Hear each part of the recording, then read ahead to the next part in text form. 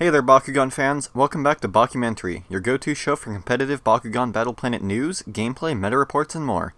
I'm your host, RoboSensei, and on today's episode we're going to be covering the first of many topics I have planned for Age of Aurelus, which is a brand new mechanic called Aurelus Power. Aurelus Power is a new keyword ability introduced in Age of Aurelus that is featured on 16 cards in the set, available to every faction except Aurelus itself. Aurelus Power cards are actions and evos that have an additional effect when you play them while you have an Aurelus Bakugan on your team, with each faction having its own unique bonuses on each of its cards. With the set featuring Aurelus Bakugan giving us a lot of new amazing character cards, evos, actions, and flips, as well as Aurelus Power cards, Aurelus Bakugan could certainly be your golden ticket in the Bakugan TCG. Starting off, we have Aquos, which has 3 actions and 1 evo. The first action is Elemental Storm, bearing an enormous cost of 8, but introduces Aquos' Aurelus Power ability of lowering the card's cost by 2, allowing you to draw 5 cards for 6 energy. This is by far the strongest unconditional card draw effect in the game, with every other effect letting you draw a set number of cards currently maximizing at 3, like Aquos Hyperfangzor, C, and Q-Apocalypse. However strong this card draw might be, having an energy cost of 6 makes it harder to pull off. Cards like Super Fuel and Song of Fire can enable the card to be consistently played with 4 energy, or even 3 when pairing it with Nova Burst, provided you have a way to discard it from your hand or your opponent discards it from theirs. I think it could be a fun card to experiment with, trying to play it for a reduced cost or for free, but I could never see myself hard casting it for 6. Aquos' second action with Aurelus Power is overall one of the best cards in the entire set on its own. Liquid Arts is a 3 energy card that gives plus 400B and costs 2 less with Aurelus Power, meaning that overall this card can give plus 400B for only 1 energy, beating out Haos' Super Shot, but not quite as strong as the Faction-Reliant Nature's Power or Core-Reliant Holy Flame. In terms of Aquos cards, however, there are now 2 1-cost cards that can give plus 400, the other being Tides, and another 1-cost that can give 600, being Flooding Waters. I think this can really enable an Aurelus build of Mono Aquos using ATDU or Aurelus Hydronoid Ultra, or can simply provide an amazing 1-cost on its own for any deck packing Aquos and Aurelus. Aquos' third and final Aurelus Power action card is Raging Seas. It costs 4 energy, 2 with Aurelus Power, and gives plus 5 damage rating. This is functionally identical to Dark Boost and Wreathed in Flames, both giving plus 5 DR for 2 energy, as well as having no condition. Aquos has another similar card, Ebb, which gives the same effect for the same cost on a flow effect. This is for sure the weakest of the 3 Aquos Aurelus Power actions, considering boosting damage hasn't been very strong in the past. Moving on to the first EVO with Aurelus Power, we have the Bakugan Aquos Webam Ultra, who starts with 405 and 2 shield cores. For 4 energy, Aquos Titan Webam Ultra brings you up to 706, allowing it to be played for only 2 energy with Aurelus Power. This is a pretty weak EVO considering the stat output of other 2-cost EVOs like Aquos Hyper Cubbo at a virtual 1106 and Pyrus Hyper Dragonoid Ultra at 808. Not something I'd bother playing unless a more powerful Aquos Maximus Webam Ultra releases in the future with the same or stronger cost reducing effect. Moving on to Darkus, there are 2 actions and 2 EVOs. The first action is Hack Attack, which costs 4 energy to give a Bakugan plus 7 damage rating, and has the Aurelus Power effect of allowing you to choose a player to discard a card from their hand. Much like Raging Seas, being a damage boosting card really limits its capabilities, especially at a cost of 4. Adding the signature Darkus gimmick of making opponents discard a card doesn't do it much good either. I'd have to rank it alongside Raging Seas among the worst of the Aurelus Power cards, simply because it's a damage boosting card on the more expensive side of the curve. Darkus' other action is a bit more applicable to the Darkus gimmick playstyle. Wipe Mind only costs 2 energy and reduces a Bakugan's damage rating by 3, also having the Aurelus Power ability of allowing you to choose a player to discard a card. This could be a practical addition to a control deck still wanting to play a slower game by reducing the damage and runs on the ATDU and C engine to maintain your hand. Mind Slip offers the discard at the same cost, but also allows you to reroll instead of reducing damage. As a damage reduction card, it still pales in comparison to Curse of Darkus, reducing the damage by 10 with a sacrifice for the same energy cost, but can still be worth testing. The first Darkus EVO with Aurelus Power is incredibly underwhelming when compared to a Bakugan we've had since Wave 1. Darkus Trhyno is 304 with Shield, Flaming Fist, and no additional effect. Pretty lackluster to begin with, and it follows this trend with Darkus Hyper Trhyno costing 3 energy and moving up to only 606. The Aurelus Power effect allows you to choose a player to discard a card when you play it.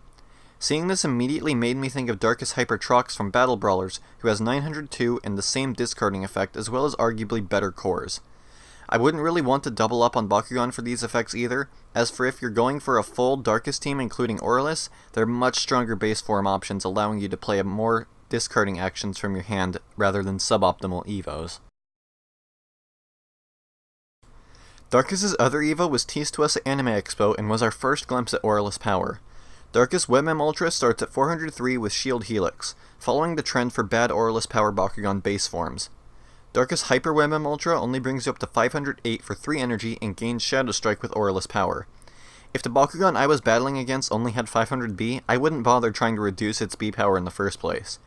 This is one of the worst non-diamond evos I've seen so far, and with the low presence of Ventus in the metagame, the Shadow Strike is almost useless alongside of the rest of the Bakugan's traits.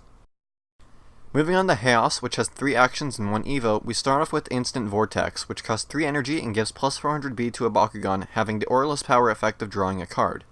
I want to like this card a lot just because of the card draw effect, but only giving 400B for 3 energy doesn't feel great.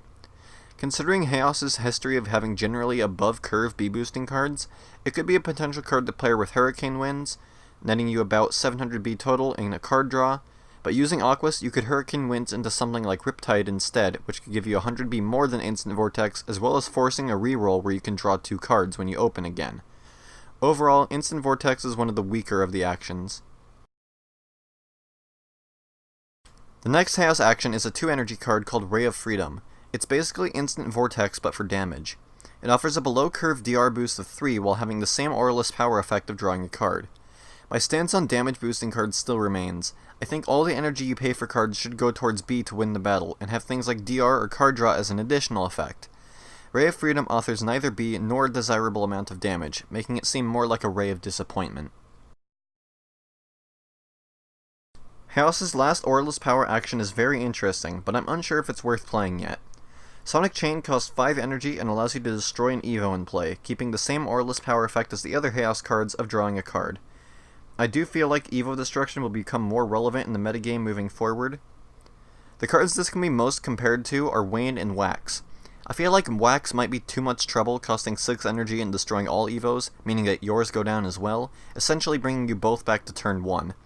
Wayne can destroy any single evo that wasn't played during that turn for 2 energy, which I feel is much more manageable. Like Wayne, Sonic Chain only destroys 1 evo along with the card draw. However, unlike Wayne, there is no turn 1 restriction. This means that you can let your opponent's evo resolve in the batch first, then drop Sonic Chain on them to deny the card they just spent energy on, likely putting yourself back ahead. While destroying an evo is technically a gain in B power to you, it doesn't offer a direct B bonus, leaving it useless against unevolved Bakugan and in the early turns of the game, being available much later than Wayne. Like I said earlier, this card's fate is all up to testing. The only Haos evo with Aurelus Power belongs to Haos Cloptor Ultra, who starts at 601 packing Flaming Fist Fist, essentially a Haos version of Aquos Fangzor Core. This Bakugan's evo isn't as great as Fangzor's, however, having a cost of 3 energy, bringing its stats up to 806 and giving plus 4 DR to a Bakugan when it's played, keeping the same Aurelus Power effect as the other Haos cards. 3 energy just to be brought up to 800B is horrible, even with the card drawn damage boost. Haos Tertonium Core has a second Flaming Fist and can reach 1058 unevolved, already beating out this evo by a significant margin. With only 2 factions left, we head into Pyrus with 3 actions and 1 evo.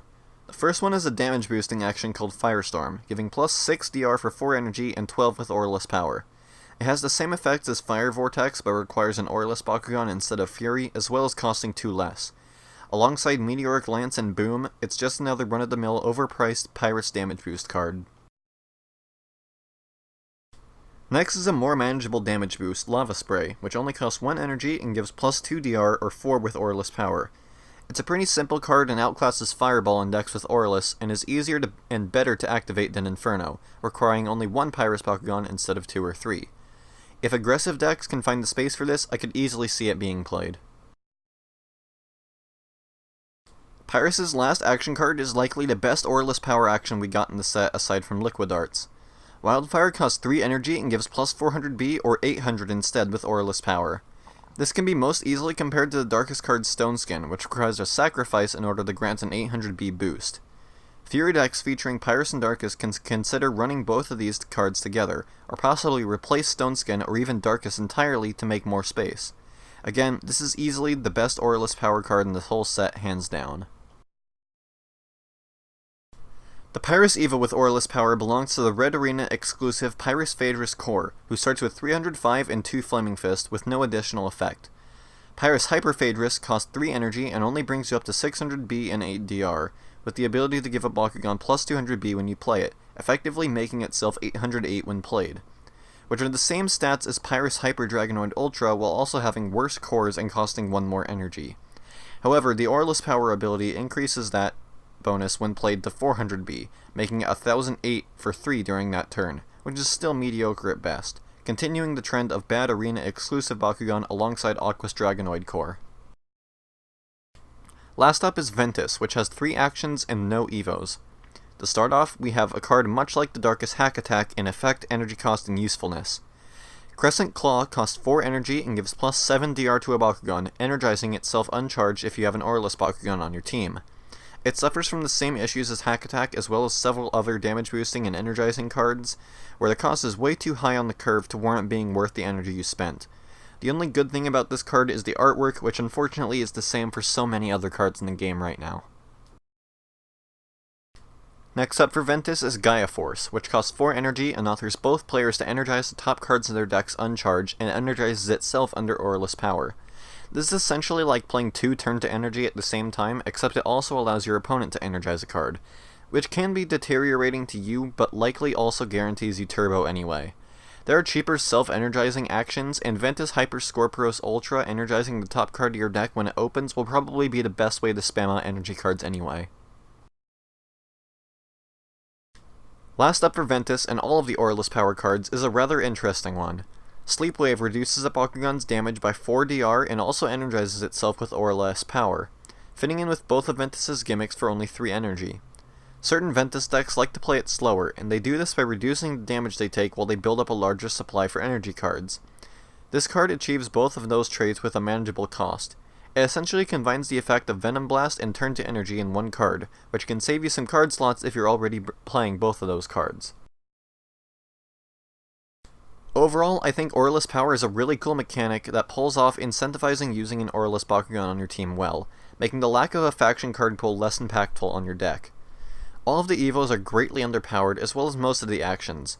The real highlights for this mechanic are Liquid Arts and Wildfire by far, both offering above curve B boosts for their cost and improving the card set for their respective factions.